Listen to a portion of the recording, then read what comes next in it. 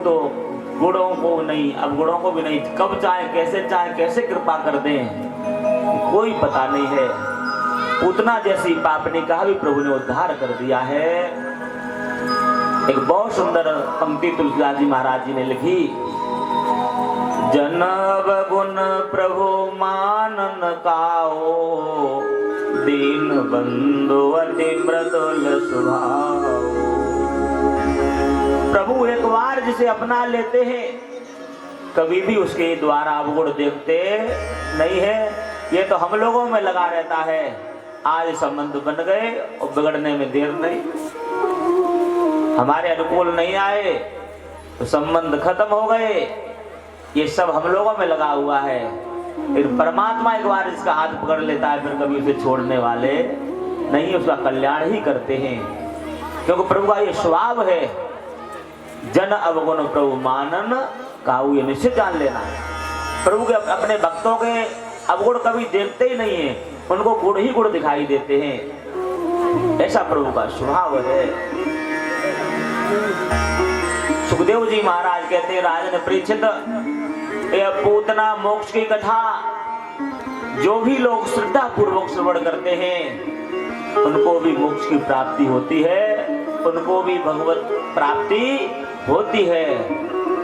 इसलिए इस कथा को बड़े प्रेम से सुनना चाहिए। ये तदपूतना मोक्षम कृष्णस्यार भगवत भूतम, सुड़या श्रद्धया मर्तो गोविंदे लभते रतिम। यह पूतना मोक्ष की कथा जो श्रद्धा पूर्वक जो भक्त श्रवण करता है उसको परमात्मा के चरणों में प्रेम की उत्पत्ति प्राप्त होती है, प्रेम प्राप्त होता है, उसकी सदगति होती है। पूतना का प्रभु ने उद्धार किया है। एक दिन प्रभु का जन्म नक्षत्र आया, मैया तो किसी न किसी बहाने से उत्सव मनाती है, लाला का है, कोई बहाना चाहिए मैया का। अब कन्हैया के जन्म नक्षत्र का दिन है, मैया ने लाला का बड़ा सुंदर श्रृंगार किया और सजा धजा कर मैया ने पालना में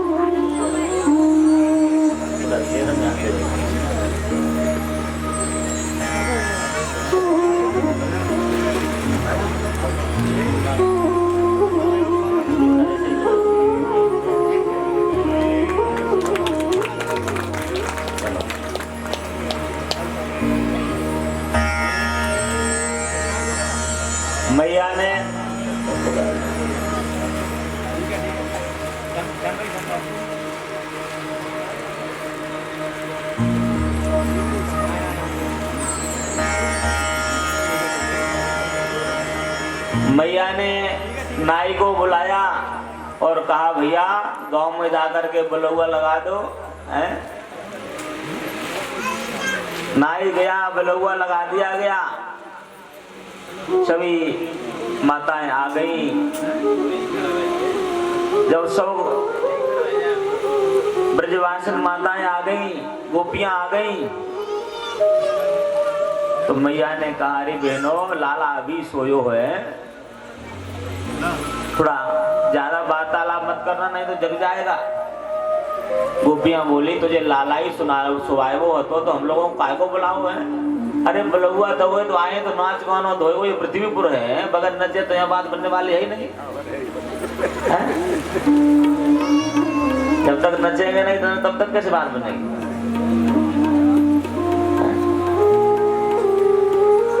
तो मैया ने घर के बर्तन तो एक तरफ रख दिए और लाला को सुबह के पालना में एक तरफ गाड़ी के नीचे सुला दिया।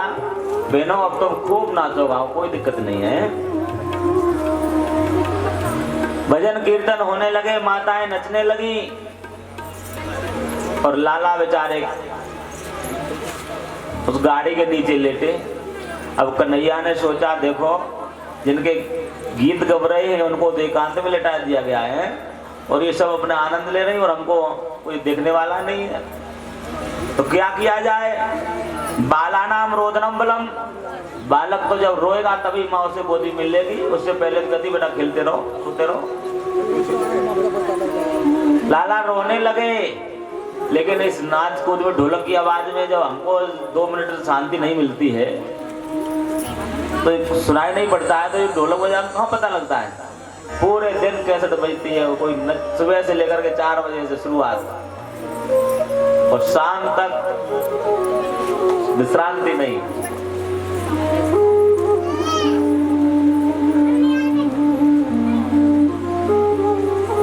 जब आवाज नहीं सुनी, नैवा श्रोत वै रुदितम सुतस्य सारुदन स्तनार्थी चरणा मुदक्षिपत।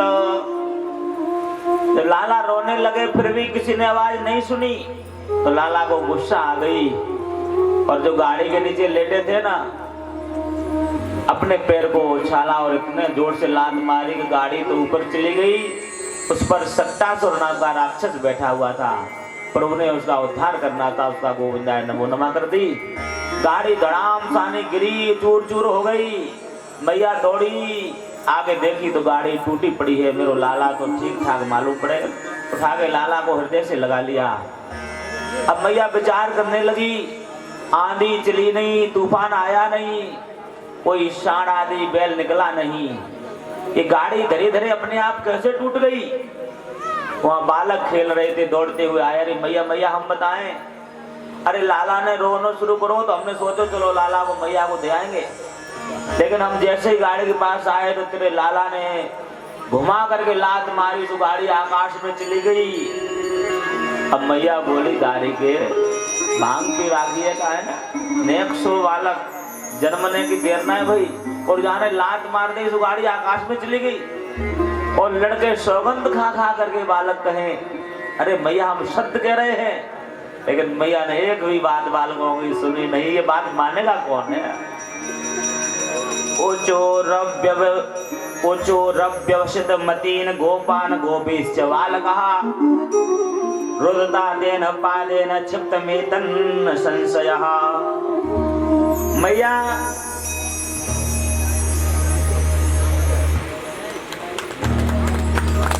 एक लोग यहाँ बैठे हैं और जब कीर्तन हो तभी कोई ऊपर आना चाहिए, ऐसा नियम बनाओ।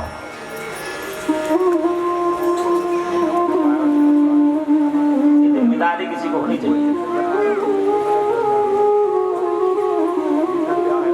मैया ने तो तुरंत बड़े विद्वान ब्राह्मण को बुलाया।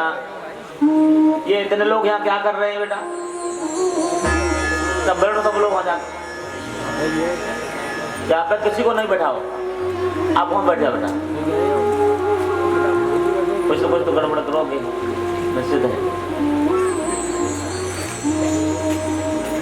कथा में विघ्न इसका बहुत बड़ा पाप है। मंच की बड़ी मर्यादाएं हैं, लेकिन हम लोग तो समझते कहाँ हैं। सुबह से लेकर शाम तक की कथा का नियम है, उठना नहीं है ऐसे ही बैठ करके। ना आपकी सामर्थ्य रही ना हमारी रही, 2-4 घंटा बैठना हो तो मुश्किल हो जाती लोगों की।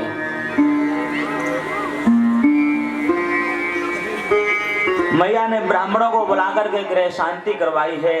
दान दक्षिणा देकर ब्राह्मणों को खूब दान पुण्य कर रही है। ब्राह्मण खूब आशीर्वाद दे रहे हैं, अरे मैया तेरा लाला सबन की रक्षा करेगा, हजारों वर्ष जिएगा है।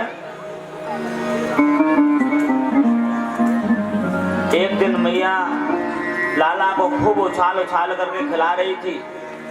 आजकल की तो माताओं को बालकों को खिलाने के लिए भी समय नहीं है, क्यों? फेसबुक कौन चलाएगा फिर, बालक खिलाएंगे तो। मैया लाला से बड़ा प्रेम करती है, खिला रही है, उछाल उछाल के खिला रही है गोदी में। कन्हैया किलकारी मार करके हंस रहे थे, पर उछाल वो बंद कर दे सोई रोनो लग जावे कन्हैया। मैया के तो हाथ दुखने लगे, कब तक उछालूं। सो मैया गोदी में लाला को लेकर के स्तनपान कराने लगी, दुग्धपान कराने लगी। लाला बड़े प्रसन्न मधुर भाव से दुग्धपान कर रहे हैं, स्तनपान कर रहे हैं। तिरछी निगाह से देखा प्रभु ने तो तृणावर्त नाम का एक दैत्य चक्रवात का रूप धारण करके आया हुआ है। भगवान ने सोचा मैया ने तो हमको घुमा नहीं पाया, उछाल नहीं पाया, मामा ने हमारे उड़न खटौला भेज दिया है। अब मैया गोदी से उतारे तब तो हम कुछ करें। अब मैया तो गोदी से उतारती नहीं है, बालक को जबरदस्ती गोदी में दूध पिला रही है। अब लाला छूटना चाहते मैया से, तो क्या किया जाए? लाला ने वजन बढ़ाया, इतना वजन बढ़ गया, मैया को लगा मैंने कोई पत्थर रख लिया गोदी में, तो इतना वजन कहां से आ गया? मैया ने सोचा ओहो मैं बहुत देर से दूध पिला रही ना लाला को, तो इसको वजन बढ़ गया है, ये पेट खराब न हो जाए, जा बेटा खेल कूद के पचा लेगा, तब तुझे गोदी मिलेगी, तब पुनः दूध पिलाएंगे। लाला को छोड़ दिया और तृणावर्त नाम का राक्षस आया बवंडर के रूप में और लाला को उठा करके ले गया। प्रभु चले गए बड़े प्रेम से, आज वृंदावन को देखने लगे हैं। अब प्रेम गली है, ये फलानी हमारी सखी का घर है, आज सभी के घर देख रहे हैं। जब वृंदावन देखने के बाद जब वो मथुरा की तरफ दौड़ा,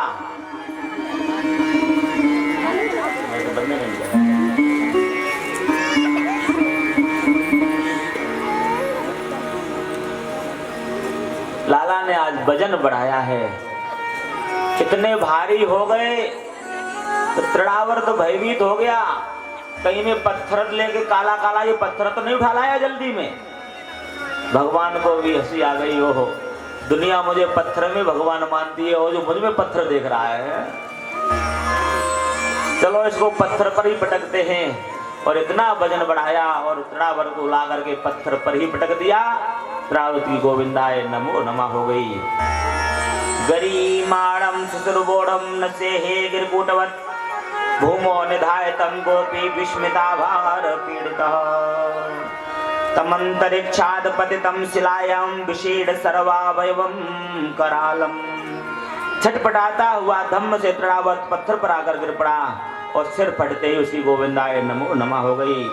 तृणावर्त का अंत हुआ, तूफान शांत हुआ, मैया दौड़कर बाहर आई और बाहर आकर जब मरा हुआ तृणावर्त देखा, लाला को देखा, तो मैया ने लपक कर अपनी गोदी में लाला को चिपका लिया है। मैया विचार करने लगी, है भगवान मैंने काऊ को कहा बिगाड़ राखो है, मैंने किसका क्या बिगाड़ दिया है? कोई न कोई पापी हमारे यहाँ आते हैं राक्षस, और यहाँ आकर के मर के चले जाते हैं। को काऊ न मारे, पापी अपने पाप से ही मर जाते हैं। मैंने काऊ को का बिगाड़ दियो है जो रोज के रोज कोई न कोई चले जावे और अपने आप ही मर जावे। हिंसा सो पापेन विहिंसिता खला साधु समत्वेन भयात् विमुच्यते। कोई किसी को नहीं मारता, उसके पाप ही उसको मार देते हैं। दुष्ट अपनी दुष्टता से ही मर जाते हैं। साधु समत्वेन भयात् विमुच्यते। संत पुरुष, अच्छे जो लोग, सज्जन पुरुष अपनी क्षमता से, अपनी साधुता से बच जाते हैं और दुष्ट अपनी दुष्टता से ही मर जाते हैं। कोई किसी को नहीं मारता है, पापी अपने पाप से ही मर जाते हैं। शराबी अपनी शराब से ही मर जाते हैं, मर जाते हैं।